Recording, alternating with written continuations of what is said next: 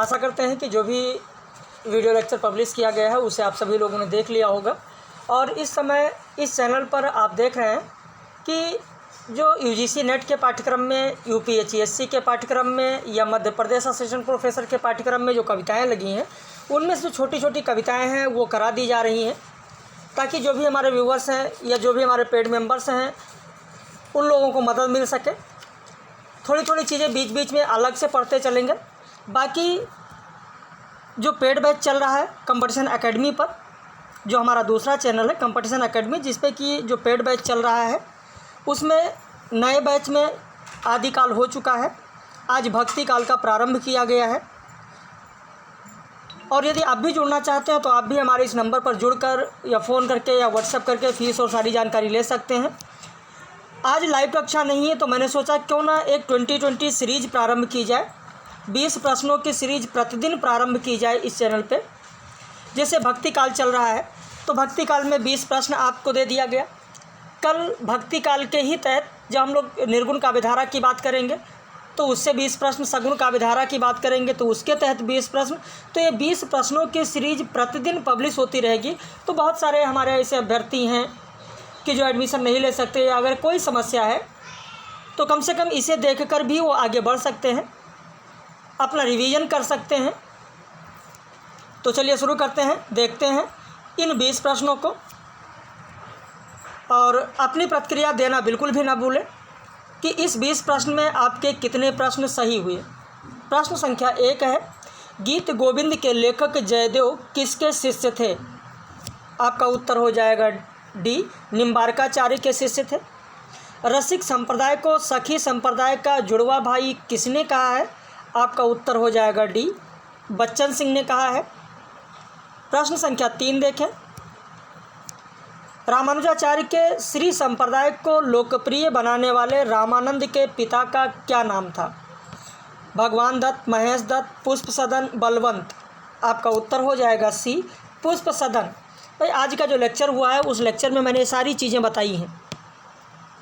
जो लेक्चर दिया गया है पेड मेंबर्स को, जिसमें भक्ति आंदोलन का उद्भव, भक्ति काल की परिस्थितियाँ, चाहे सामाजिक परिस्थिति हो, राजनीतिक परिस्थिति हो, सांस्कृतिक परिस्थिति हो, उस समय के जितने भी धार्मिक संप्रदाय हैं उन सब की चर्चा की गई है। संप्रदाय के प्रवर्तकों की चर्चा की गई है। तो ये सब आज के लेक्चर में बताया गया है और उसी पर आधारित ये प्रश्न भी हैं। तो इनके पिता का नाम क्या था? पुष्प सदन। माता का नाम सुशीला था। चैतन्य महाप्रभु के बारे में सही कथन कौन सा है? इनके बचपन का नाम विशंबर था। कुछ लोग इन्हें निमाई भी कहते थे। इनके अनुसार भक्ति 4 प्रकार की होती है। चैतन्य महाप्रभु गौड़ीय संप्रदाय के प्रथम आचार्य माने जाते हैं। विकल्प 1, 2 सही है, 2, 3 सही है, 1, 3 सही है, 1, 2, 3 सही है। यहाँ पर आपका उत्तर हो जाएगा सी, 1 और 3 सही है।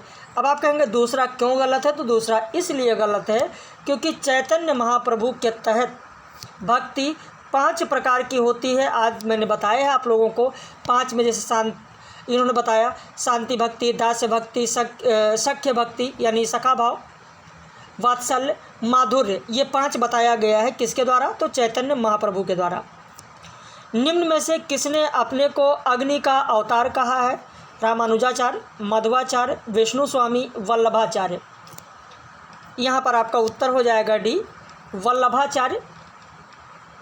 5 का उत्तर हो जाएगा आपका डी, वल्लभाचार्य। जब आप लोगों को पढ़ाया गया वहाँ पर मैंने वल्लभाचार्य की बात की, तो वल्लभाचार्य के बारे में और भी तथ्य आप लोगों को बताए गए हैं। जैसे वल्लभाचार्य को मैंने बताया कि विजयनगर के कृष्णदेव की सभा में वल्लभाचार्य को महाप्रभु भी घोषित किया गया है। और इन्होंने भक्ति के जो मार्ग बताए हैं वो प्रवाह पुष्टि, मर्यादा पुष्टि, पुष्टि की बात की है।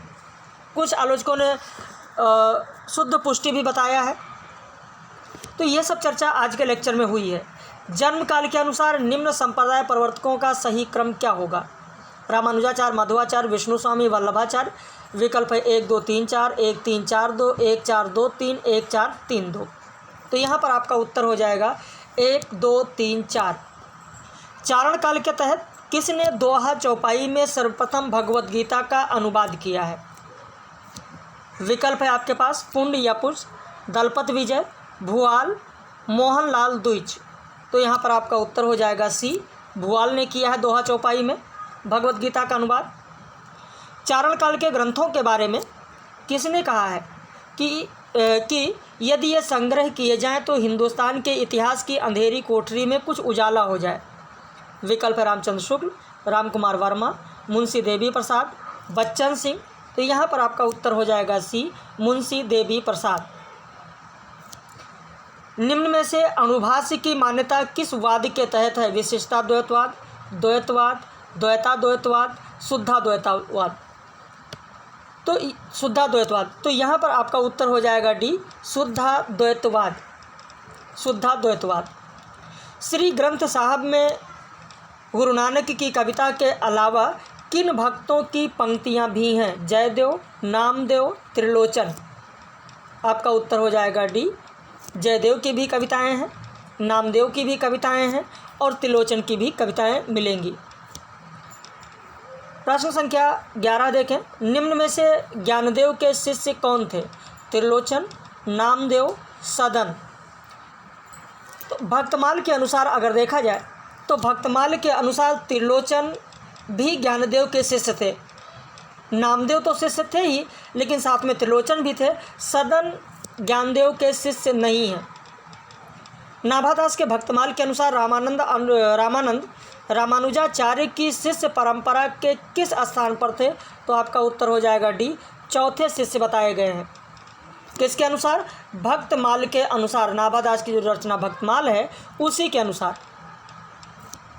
रामानंद के शिष्य परंपरा में किस शिष्य की पत्नी सीता भी साथ में संत वेश में रहती थी? धन्ना, पीपा, सेन, भावानंद। आपका उत्तर हो जाएगा बी, पीपा। निम्न में से सत्य कथन कौन सा है? मध्वाचार्य का अन्य नाम महेंद्राचार्य भी था। मध्वाचार्य ने तत्ववाद का प्रवर्तन किया। इन्हें वायु का तृतीय अवतार भी बताया गया है। उत्तर हो जाएगा बी, 2 और 3 सही। आज के लेक्चर में मैंने ये भी बताया है कि अगर मध्वाचार्य को तृतीय अवतार बताया गया तो पहले अवतार कौन है, दूसरे अवतार कौन है, ये सब चर्चा की गई पूरा विस्तृत में। आपका उत्तर हो जाएगा 2 और 3 सही है, पहला गलत है। पहला गलत है, दूसरा तीसरा सही है। भक्ति साहित्य जिजीविषा का साहित्य है, हताशा का नहीं। मत किसका है? विकल्प में रामचंद्र शुक्ल, ग्रियर्सन, हजारी प्रसाद द्विवेदी, राम कुमार वर्मा। आपका उत्तर हो जाएगा सी, हजारी प्रसाद द्विवेदी। अगला प्रश्न देखें। सखी संप्रदाय के प्रवर्तक कौन थे? जीवाराम, चक्रधर, हरिदास, अग्रदास। उत्तर हो जाएगा आपका सी, स्वामी हरिदास। भक्तमाल के लेखक नाभादास का संबंध गुरु शिष्य संबंध, यहाँ पर लिख दिया मैंने ब्रैकेट में कि गुरु शिष्य संबंध किस संप्रदाय के प्रवर्तक से था? रामदास, अग्रदास, स्वामीनारायण, रामचरण दास। आपका उत्तर हो जाएगा बी, अग्रदास। रसिक संप्रदाय के प्रवर्तक अग्रदास इनके गुरु माने गए हैं भक्तमाल के अनुसार। निम्न में से सुमेलित जोड़ा कौन सा है? उदासी संप्रदाय श्रीचंद, तपसी शाखा कीलदास, सत्यनामी संप्रदाय जगजीवन दास। विकल्प है 1 2 2 3 1 3 1 2 3। तो यहाँ पर उत्तर हो जाएगा डी, 1 2 3। यहाँ पर जो ये 2020 प्रारंभ किया गया है, यानी प्रतिदिन 20 प्रश्नों की जो सीरीज प्रारंभ की गई है, ये प्रश्न आपको कैसे लग रहे हैं? एक बार अपनी प्रतिक्रिया जरूर व्यक्त कीजिएगा। और अगर आप चैनल पर नए हैं तो चैनल को सब्सक्राइब कर लीजिए। और अगर आप पेड बैच ज्वाइन करना चाहते हैं या डेमो देखना चाहते हैं तो आप हमारे कंपटीशन एकेडमी चैनल पर जाकर डेमो देख सकते हैं। हमारा जो चैनल कंपटीशन एकेडमी है वहाँ पर जाकर आप डेमो देख सकते हैं। बहुत सारे वीडियो पब्लिश हैं। और अगर पेड बैच ज्वाइन करना चाहते हैं तो जैसा कि मैंने पहले बताया है कि भक्ति काल प्रारंभ हो चुका है। पेड बैच के लिए हमारे इस नंबर पर यानी 80 52 58 जो ये नंबर दिया गया है, हर जगह आपको लगभग मिल जाएगा। इस पर आप व्हाट्सएप करके सारी जानकारी ले सकते हैं। और यूजीसी नेट जून में जो परीक्षा होने वाली थी उसका नोटिफिकेशन भी बहुत ही जल्द आने वाला है। वैसे परीक्षा तो अब संभव नहीं है जून में करा पाना, लगभग जुलाई अगस्त तक जाएगा।